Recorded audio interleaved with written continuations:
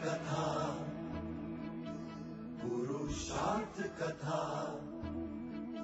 सुनो सुनो सिद्धार्थ कथा। सत्य कथा, पुरुषार्थ कथा, सुनो सुनो सिद्धार्थ कथा।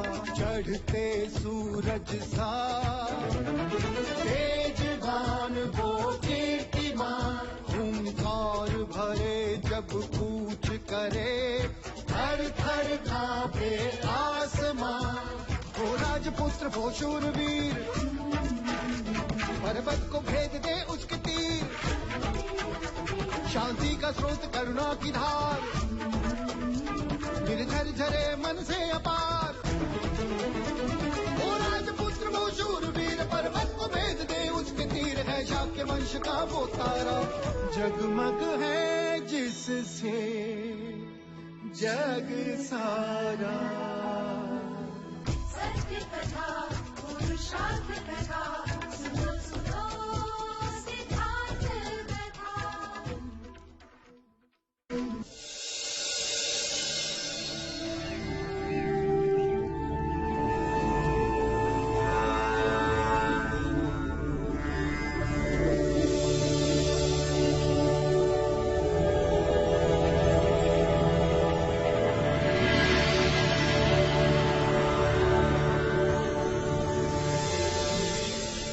प्रणाम गुरुवर। आपकी आज्ञा अनुसार मैं भिक्षा मांग लाया। तुम स्वयं भिक्षा मांग लाए हो? अर्थात तुम्हारा स्वाभिमान अब तुम्हारी साधना में कभी बाधा नहीं डालेगा। कारण मैं नहीं जानता, पर तुम्हारी आंखों में एक नहीं अनगिनत प्रश्न है। सत्य कहा आपने गुरुवर, पर मैं ये जानता हूं मेरे सारे प्रश्नों के उत्तर मिल जाएंगे यदि एक प्रश्न हल हो गया। कौन सा प्रश्न? क्या आपने मुझे अपना शिष्य स्वीकार किया? तुम्हें इतना विश्वास है मुझमें? मुझे बाहरी ज्ञान पर विश्वास नहीं। वेद पुराण मैंने पढ़े, पर वो ज्ञान किसी और का, स्वयं की अनुभूति नहीं। और उसे जानकर भी मेरे प्रश्नों के उत्तर नहीं। अर्थात वो ज्ञान मेरे लिए अपूर्ण है। जो शक्ति मनुष्य के भीतर है, मुझे उसका अनुभव करना है, और वो केवल ध्यान मार्ग से ही संभव है। और ध्यान से समाधि योग तक का मार्ग आपके चरणों से गुजरता है। आपका मार्गदर्शन मेरे प्रश्नों के उत्तर बनेंगे। विचारशील है तुम्हारी जिज्ञासा ही तुम्हें समस्त जीवों के कल्याण का मार्ग दर्शाएगी। पहले भोजन कर लो, फिर बात करेंगे।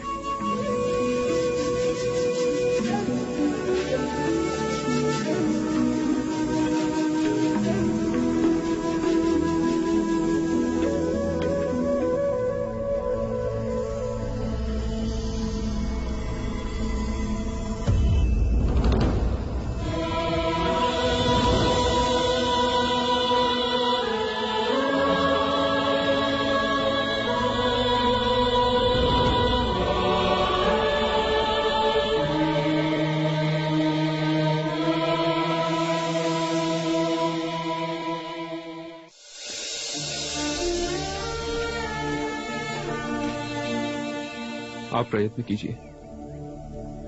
जब से हम युवराज को छोड़कर आए हैं, तब से ना तो इसने घास का एक तिनका खाया है, ना ही पानी की एक बूंद पी।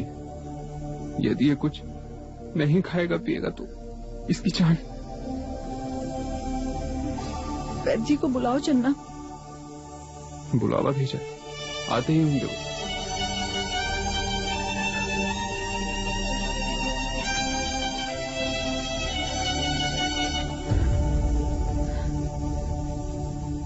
तुम्हारी तरह मुझे भी कुछ खाना पीना अच्छा नहीं लगता,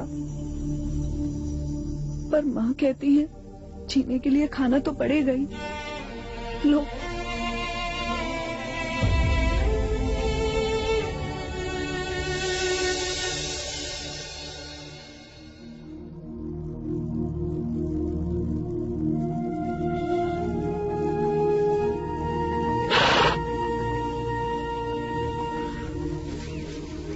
क्षमा करना मित्र, मैं तुम्हें घास खिलाना भूल गया।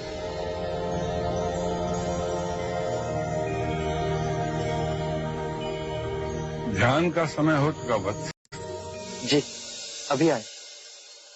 गुरुवर, क्या मैं इस अश्व को कंटक करके बुला सकता हूँ?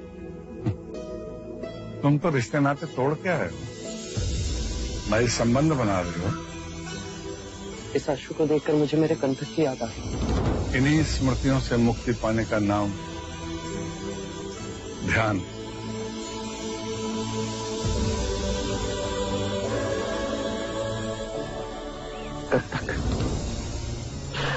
कंटक, थोड़ा तो पानी पी लो।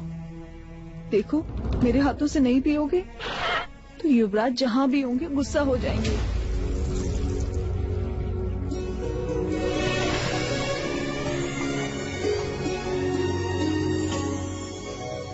ले पानी पी ले कंटक।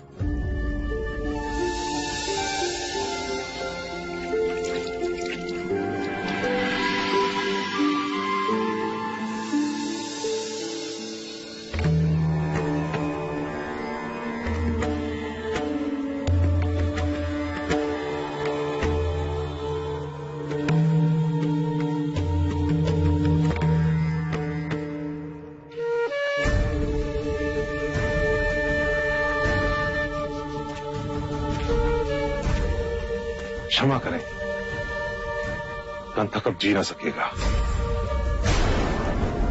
वो भी एक जीव ही है। अन्न और जल त्यागे कोई कितने दिन जी सकता है? कंटक! कंटक! कंटक! क्या हुआ? कंटक कुछ बोल।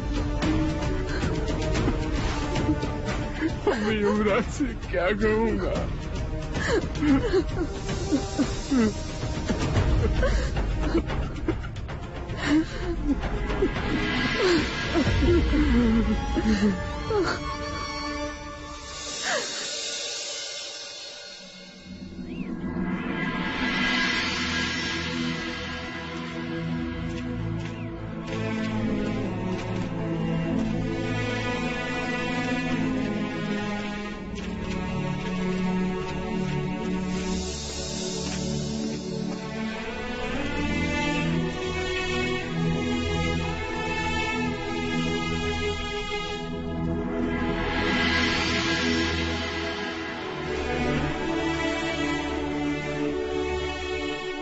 इसने पशु होकर सिद्धार्थ के स्नेह को पहचान लिया,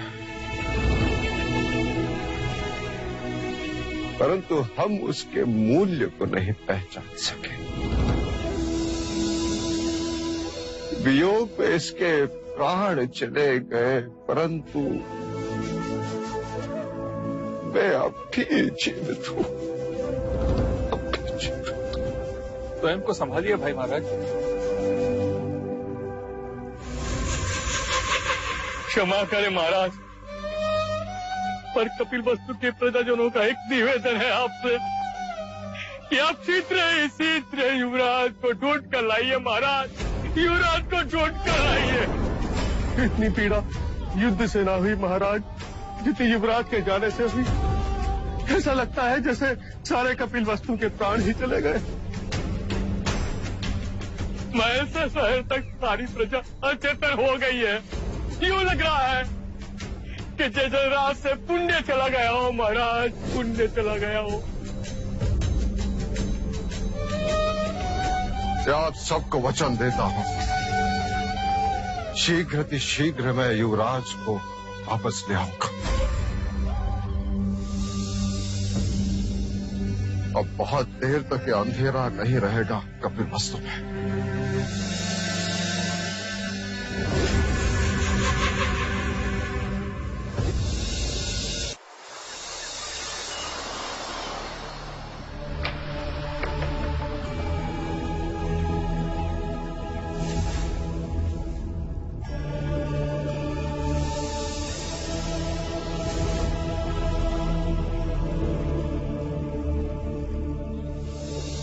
सिद्धार्थ,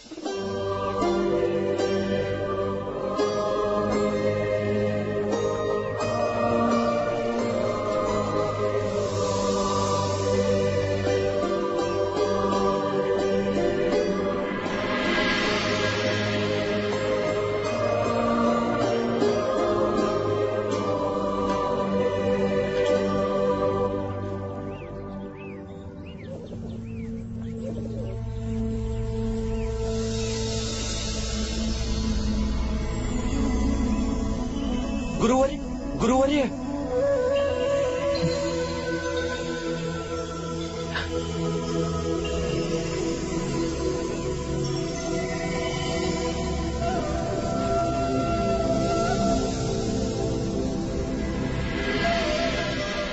जीवन को इतना गंभीर न बनाओ वत्स कि जीवन बोझ लगने लगे।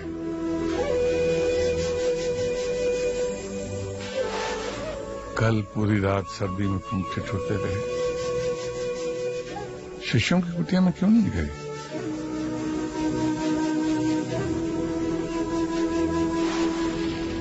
कैसे सोता गुरुवर्य? अभी तक आपने मुझे अपना शिष्य नहीं बनाया। जब भी शिष्य बनाने की बात होती है आप मुस्कुराकर टाल देते हो।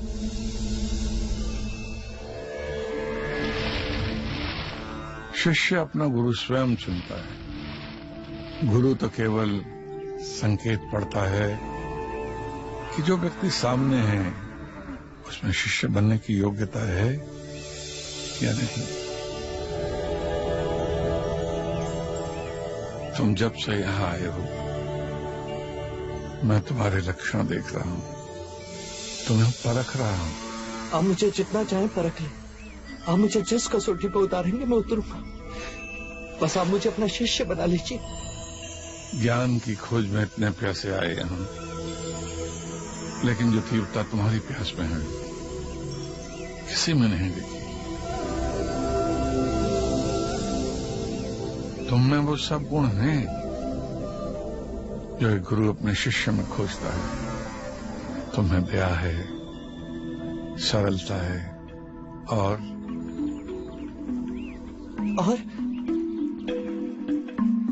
अपनी बात मनवाने का हट। तो क्या?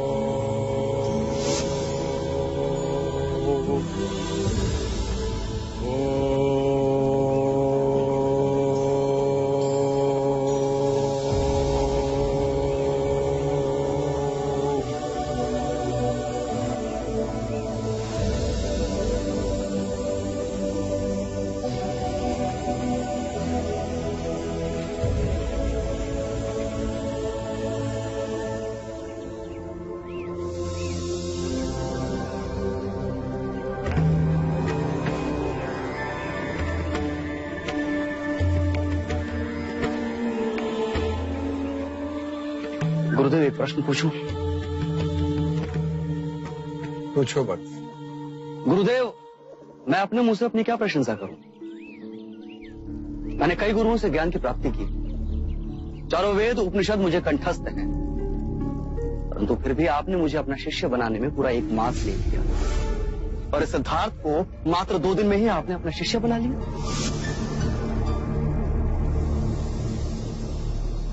सच्चा ज्ञान वो होता है जैसे सागर में नमक घुल जाए,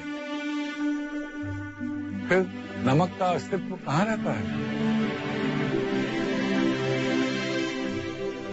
यदि मैं इस पात्र के पानी में थोड़ी सी रेत मिला दूं, तो योग के संदर्भ में तुम इसे क्या कहोगे? गुरुदेव, ये तो बहुत सामान्य सी बात है। रेत जैसे ही नीचे बैठेगी, जल स्वच्छ हो जाएगा और जल पीने योग्य हो जाएगा। मेरा प्रश्न योग के संदर्भ में है।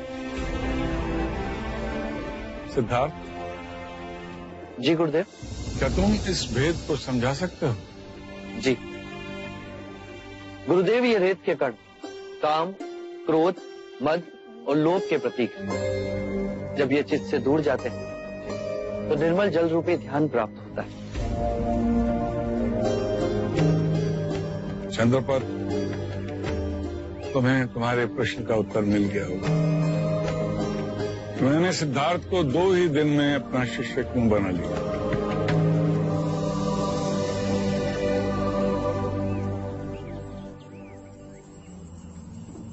सांख्य दर्शन में पुरुष और प्रकृति 2 सत्य हैं। पुरुष चेतना है और प्रकृति स्थूल तत्व। पुरुष और प्रकृति कामनावश जब एक दूसरे से बंध जाते हैं, जैसे 2 सांप, तो जीव का जन्म होता है। जैसे मनुष्य, पेड़, पौधे, पशु, पक्षी। किंतु ज्ञात रहे, कामना से मुक्ति ही मोक्ष। गुरुवारे, सांख्य योग क्या है? मेरी उस पर रुचि। मेरी तो दोनों में ही रुचि है, सांख्य योग और सांख्य दर्शन। दोनों में अंतर तो वैसे भी शब्दों का ही है। नहीं बस, इनमें बहुत बड़ा भेद है। ये इतनी गहरी खाई है कि पाटी नहीं जा सकती। जो सिद्धार्थ पूछ रहे हैं वो सांख्य योग है, मोक्ष की अनुभूति है। जो तुम पूछ रहे हो वो सांख्य दर्शन है, जो बुद्धि से संबंध रखती है। मार्ग को समझना और मार्ग पर चलना, दोनों में बहुत बड़ा अंतर है। मन में उठी कामनाएं ही सारी सृष्टि का निर्माण करती है, विचारों का निर्माण करती है। विचार और कामनाओं को जन्म देते हैं और ये खेल कभी समाप्त नहीं होता। गुरुवारे, तो मन पर वश कैसे पा सकते हैं? अपनी सांसों पर नियंत्रण करके। सांख्य योग में सांसों के आवागमन पर नियंत्रण करना अति आवश्यक है। पूरे दिन हम एक ही नासिका छिद्र से सांस लेते हैं, परंतु हर घंटे ये क्रिया बदलती रहती है। जब हम बाईं नासिका से सांस लेते हैं तो उसे इड़ा नाड़ी या सूर्य नाड़ी कहते हैं, और जब हम दाईं नासिका छिद्र से सांस लेते हैं तो उसे पिंगला नाड़ी या चंद्र नाड़ी कहते हैं। ये सूक्ष्म नाड़ियां हमारी रीढ़ की हड्डी के दोनों ओर स्थित हैं। इनमें एक तालमेल बैठा के हमें सुषुम्ना को जगाना है।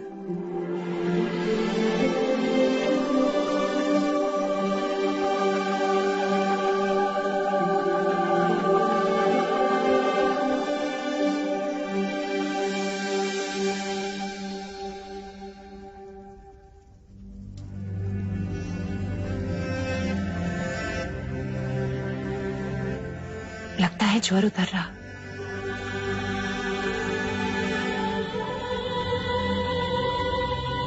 तुम पर सबका दायित्व बढ़ रहा है, मेरा,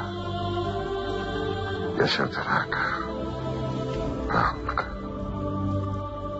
जब ज्वर हो तो अधिक बातें नहीं करते।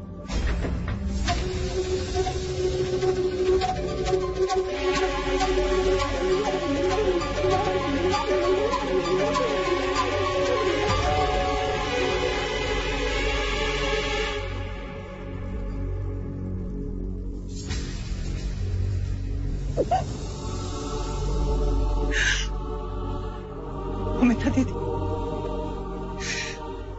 क्या सोचा था और क्या हो गया?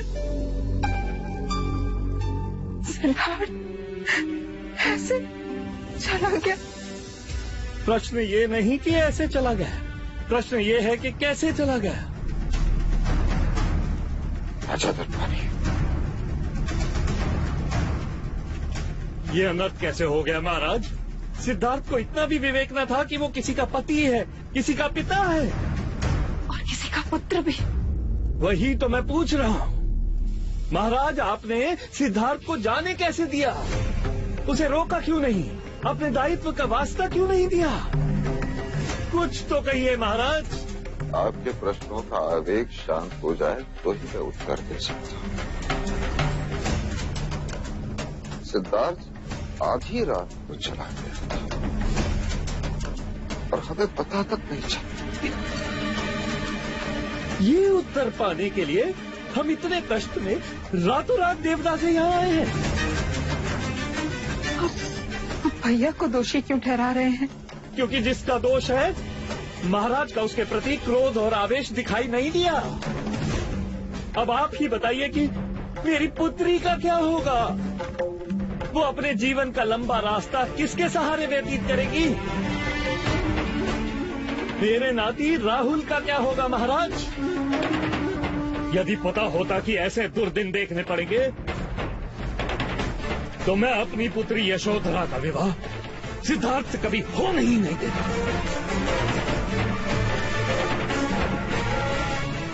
भैया, ऐसी बात कहने से पहले महाराज की अवस्था तो देखिए। पुत्र वियोग में एक लाचार पिता दिखाई नहीं देता आपको? ओह, लो अब हमें ही अपराधी बनाया जा रहा। नहीं भैया, आप लोग आए, हमें लगा हमारे दुख में सहयोगी होने आए, किंतु आप तो आरोप प्रतिरोध करने आए। ये देखते हुए भी कि हम इतनी यातना और पीड़ा में हैं, आप प्रजापति, तुम्हारे भैया का आक्रोश उचित है। मुझे यथार्थ में पता नहीं था कि सिद्धार्थ इतना बड़ा निर्णय ले चुका है।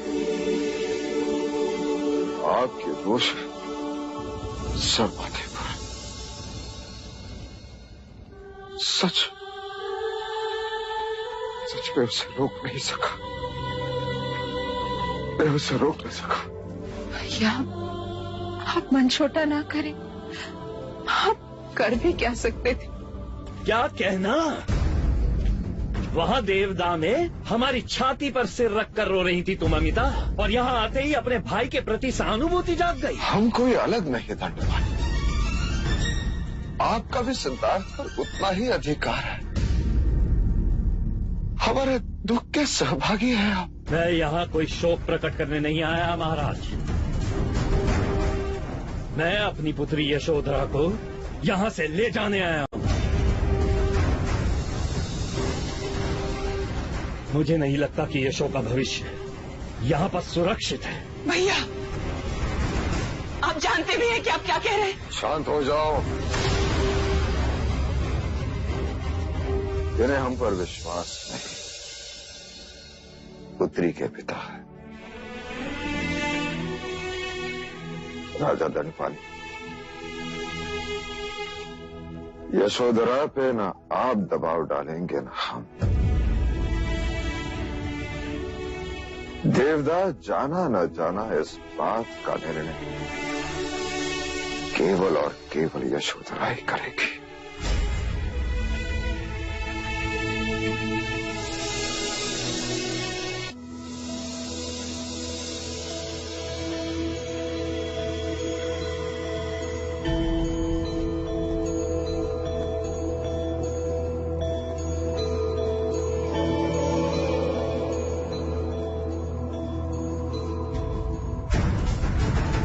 खाने में जो था सो आपको दे दिया है।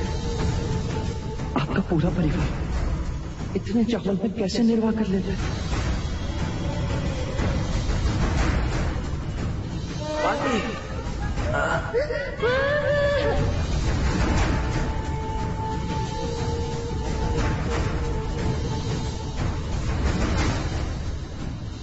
गुरुदेव,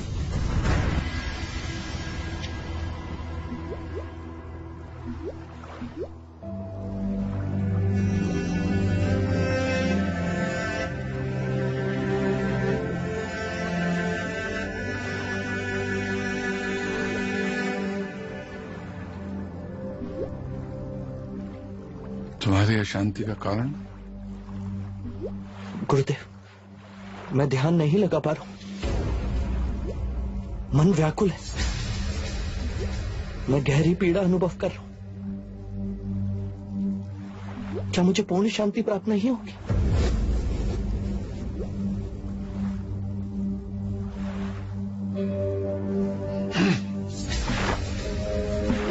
देखा वो पत्थर कैसे पानी से उछलता हुआ चला गया।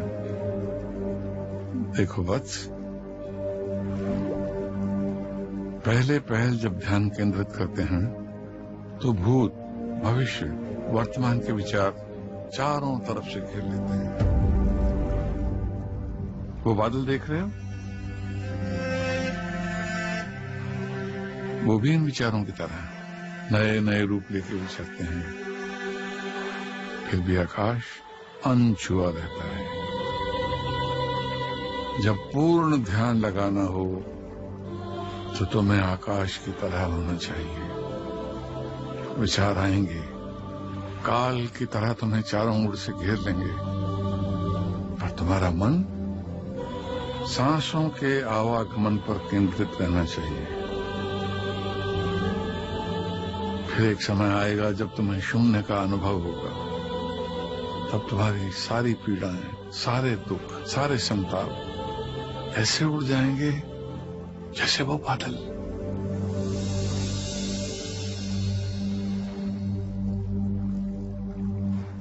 फिर केवल एक गहरी शांति का अनुभव होगा,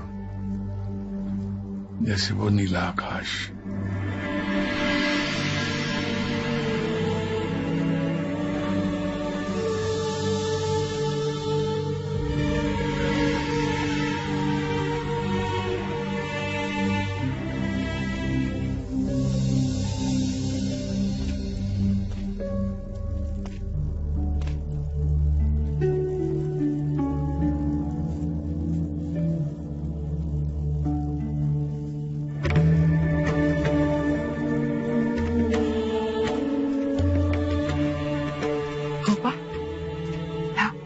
मेरा नाती मुझे दो। माँ, वो मेरे सिवा किसी और के पास नहीं रहता। इतने छोटे बच्चे को कितनी जल्दी अपने माता पिता से इतना मोह हो जाता है, और इसके स्वार्थी पिता को इससे तनिक भी मोह ना हुआ। पिताजी, यशो, पुत्र, तुझे हम यहाँ से देवता ले जाने आए हैं। सिद्धार्थ के जाने के बाद वैसे भी यहाँ बचा ही क्या है? जिसका पति उसकी रक्षा ना कर सका हो, उस अबला नारी का उसके माता पिता के सिवा और कौन सहारा? मेरा ध्यान देवदास से अधिक यहाँ रखा जा रहा है। मेरी सास का मेरे प्रति इतना स्नेह है कि आज तक मुझे मेरी माँ का अभाव ना लगा।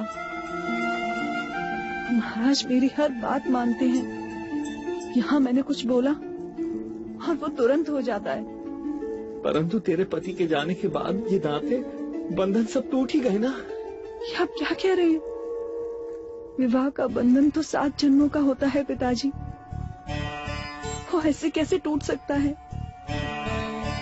मैंने सिद्धार्थ को वचन दिया था कि मैं उनके परिवार का उतना ही ध्यान रखूंगी जितना वो रखते थे। मैं राहुल को पाल पोस कर बड़ा करूंगी, और आप मुझे मेरे वचन से पलटने को कह रहे हैं? जिस पति ने पलायन किया, वो पलायन करके नहीं गए, मेरी अनुमति लेकर गए हैं, और वो अपने प्रश्नों का उत्तर पाकर अवश्य लौटेंगे। मति मारी गई है तेरी। पिंजरे से छूटा पंछी आकाश में उड़ने के पश्चात उसी पिंजरे में बंदी बनने आया है क्या कभी? पंछी और मनुष्य में यही अंतर होता है, वो लौटेंगे। समझाओ इसे अमिता, कुछ समझाओ। मैं तेरा पिता, तेरा शुभ चिंतक होने के नाते तुझसे कह रहा हूँ कि तुम हमारे साथ देवदा चल। अपने प्राणों से अधिक प्रेम करने वाली आपकी पुत्री आपसे विनती कर रही है कि मुझे मेरे घर से दूर ना करे। तुझे इसी समय हमारे साथ देवदा चलना होगा, ये मेरी आज्ञा है। क्षमा करें, मुझे मेरे ससुर महाराज ने ये अधिकार दिया है कि मैं ये निर्णय स्वयं ले सकूं। मैं कपिल वस्तु में ही रहूंगी और यही मेरा अंतिम निर्णय है।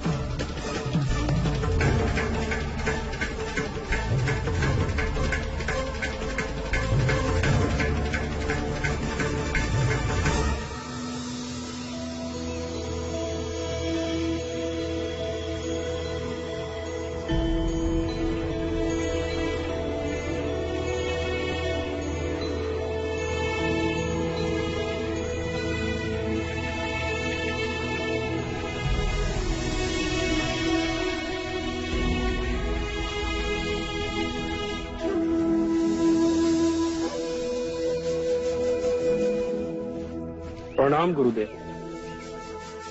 सिद्धार्थ कहाँ है? गुरुदेव, वो ध्यान में है, मैंने उन्हें उठाना उचित नहीं समझा। ज्ञान प्राप्त करने के लिए सिद्धार्थ के मन में बड़ी तड़प है। ऐसा प्रतीत होता है ज्ञान के मार्ग पर चलने के लिए वो अपने समस्त भौतिक सुख चैन छोड़कर आया है। क्षमा करें गुरुदेव, मैं अपने मुंह से अपनी क्या प्रशंसा करूं, परंतु सिद्धार्थ से बड़ा त्यागी मैं तो ऐसे ऐसे सुख चैन छोड़कर यहाँ आया हूं कि आप चकित रह जाएंगे गुरुदेव। अंग देश के सबसे बड़े व्यापारी का पुत्र हूं मैं, और वो है सिद्धार्थ गौतम।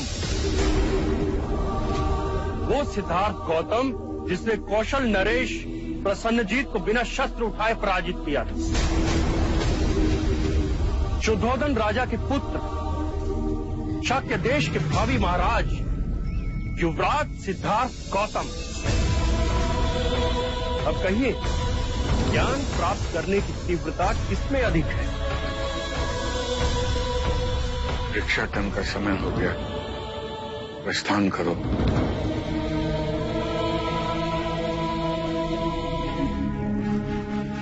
सचमुच विश्वास नहीं होता, इतने बड़े राजा का पुत्र भिक्षु। अरे और तो और उनके व्यवहार में अभिमान की बू तक नहीं है। तो ये हैं सिद्धार्थ गौतम, इनके बारे में असित मुनि ने भविष्यवाणी की थी। सिद्धार्थ जिनके बारे में कहा गया है कि वो मनुष्यों को दुख और पीड़ा के मार्ग से सुख शांति के मार्ग पर ले जाएंगे। वो सिद्धार्थ युग पुरुष कहलाएंगे। उन्होंने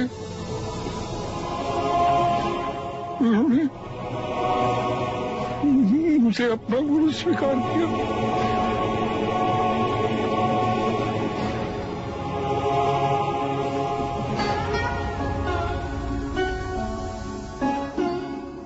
मैं नहीं जानता मैं इस योग्य हूं भी कि नहीं।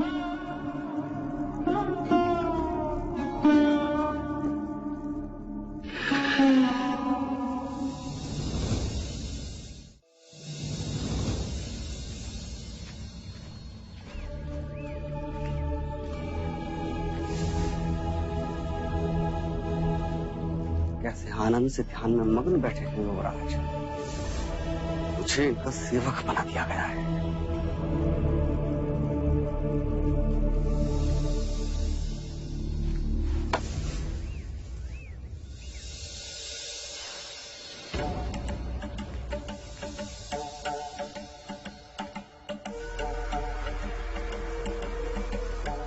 इसके लिए भिक्षा मांगू मैं और गुरु का चहेता बनाइए।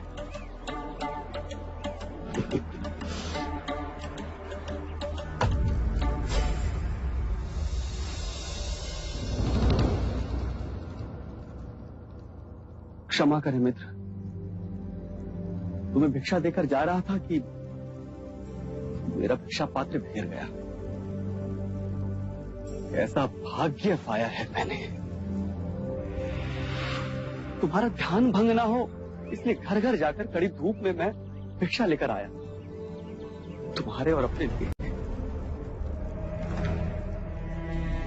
पांव में छाले भी पड़ गए और देखो मेरी भिक्षा धूल में मिल गई।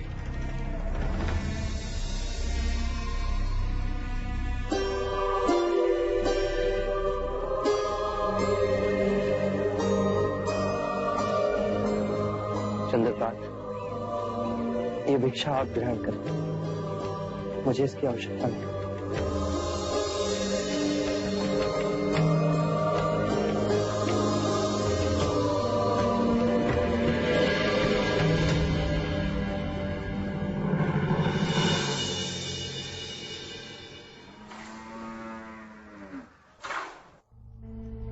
सिद्धार्थ,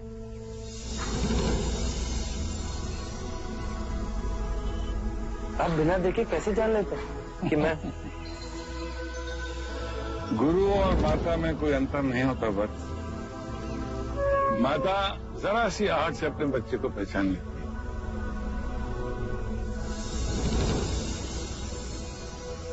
लो, ये पियो। ये सात्विक आहार से मन को शांति मिलती है। आपकी करुणा का पात्र हूं या नहीं ये तो मैं नहीं जानता, परंतु आपसे एक विनती। कहो। जब भिक्षा मांगने का समय हो तो आप मुझे ध्यान से उठा दिया करें। मैं नहीं चाहता कि मेरे कारण किसी और को कष्ट हो। किसको कष्ट हुआ? याद रहे सिद्धार्थ, यहाँ प्राथमिकता ध्यान को दी जाती है, भिक्षा को नहीं। गुरु हूं मैं तुम्हारा, भली बात जानता हूं कि कौन ध्यान के योग्य है और कौन भिक्षा के। संकोच न करो और बताओ कि तुम ध्यान की अनुभूति में कहां तक पहुंचे। गुरुवर,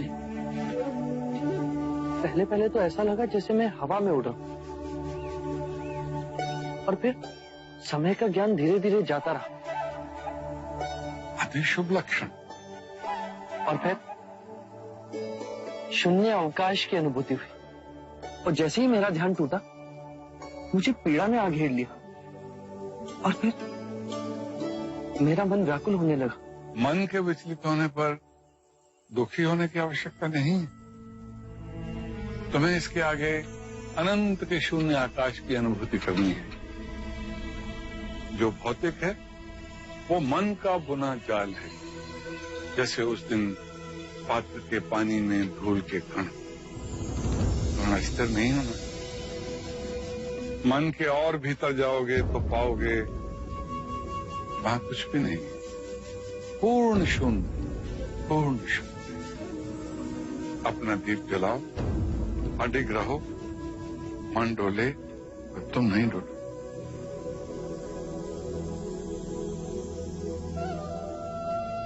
यशस्वी भव।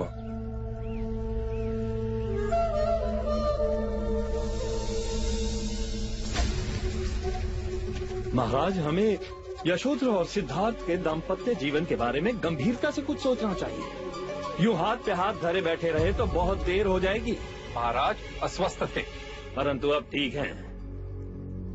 महाराज, हमारी आयु और अनुभव सिद्धार्थ से अधिक है। हमें शीघ्र ही वन जाकर सिद्धार्थ को खोजना चाहिए और उसे समझा बुझाकर तुरंत कपिलवस्तु वापस लाना चाहिए। युवावस्था में ऐसी भूल हो जाती है। नहीं भैया, ये युवावस्था की भूल नहीं।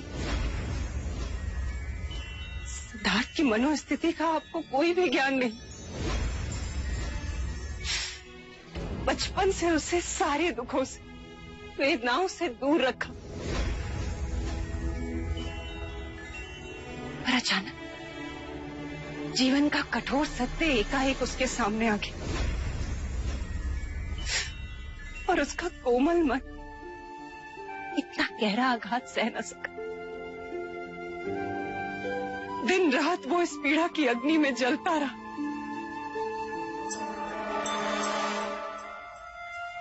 उसने ये निश्चय सोचकर किया। सत्य कहा महादेवी ने महाराज।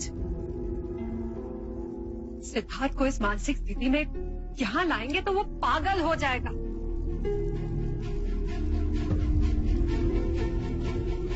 पर कहीं उसने आत्महत्या कर ली तो? ईश्वर करे ऐसा ना हो। यही भय मुझे सिद्धार्थ को वापस लाने के लिए रोक रहा है। मैं उसे विवश करके वापस ले आऊं और वो कहीं कुछ करने बैठे। नहीं महाराज, ऐसा न कहे। जी प्रजा, सिद्धार्थ को कुछ नहीं होगा। मेरी बस यही विनती है महाराज कि हम सिद्धार्थ को ढूंढ लें, उसे बस एक बार समझा लें। हो सकता है कि उसके मन का क्लेश अब तक शांत हो चुका हो और वो स्वयं वापस लौटना चाहता हो।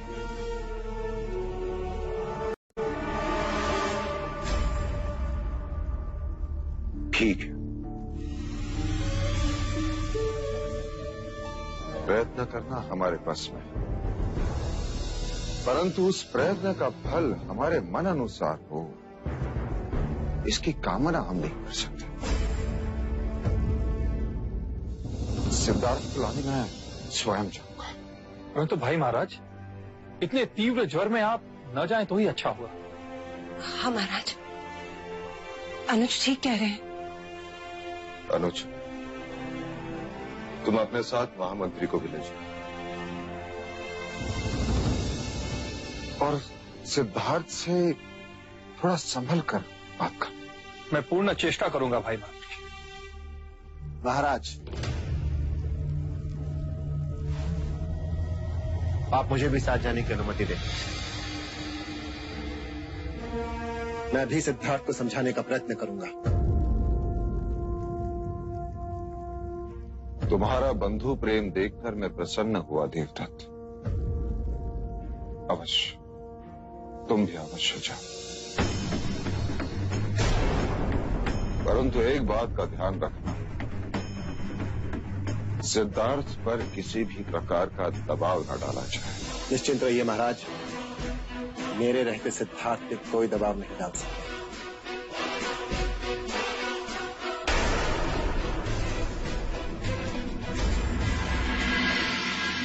सत्य कथा, पुरुषार्थ कथा, सुनो सुनो सिद्धार्थ कथा। सत्य कथा, पुरुषार्थ कथा, सुनो सुनो सिद्धार्थ कथा।